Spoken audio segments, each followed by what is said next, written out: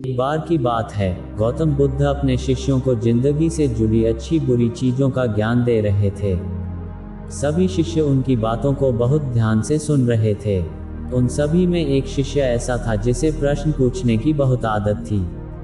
वो उठकर गौतम बुद्ध के पास गया और उनसे बोला, आप हमें जिंदगी के बारे में जो कुछ सिखा रहे हैं उस सब का क्या फायदा, क्योंकि हम में से बहुत से बच्चों को ये भी नहीं पता कि हमारे जीवन का मूल्य क्या है और ये जीवन हमारे लिए कितना कीमती है।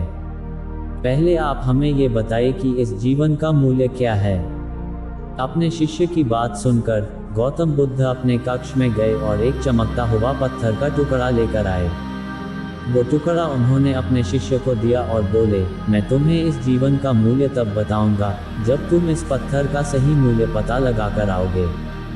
साथ ही ये ध्यान रखना कि तुम्हें ये पत्थर का टुकड़ा किसी को बेचना नहीं है।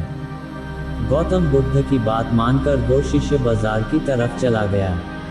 बाजार में सबसे पहले उसकी नज़र एक फल बेचने वाले पर पड़ी और उसने वो पत्थर उस फल वाले को दिखाया और बोला, इस पत्थर के बदले आप मुझे कितने फल दे सकते हो।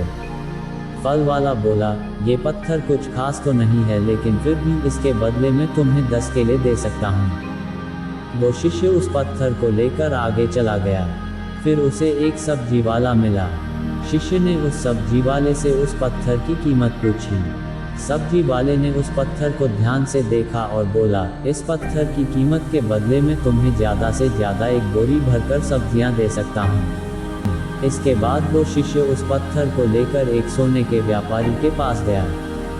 उस पत्थर की टुकड़े की चमक देखते ही उस सुनार ने उसकी कीमत 100 सोने के सिक्के लगाए।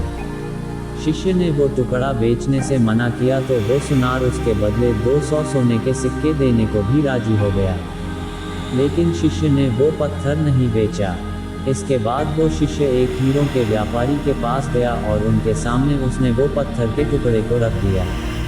उस पत्थर को देखते ही हीरों के व्यापारी ने एक साफ कपड़ा बिछाया, उस पत्थर को उसके ऊपर रखा, फिर उसकी परिक्रमा की और हाथ जोड़कर उस पत्थर को कपड़े में लपेटते हुए वो बोला, तुम जिसे मामूली पत्थर समझकर उसकी कीमत पूछ रहे हो, असल में ये एक बेशकीमती रूबी है। ऐसा रूबी हर किसी को नहीं मिलता। मैं अगर अपना सब कुछ बेच भी दूँ तो भी इसकी कीमत नहीं चुका सकता। उस व्यापारी की बातें सुनकर वो शिष्य हैरान हो गया।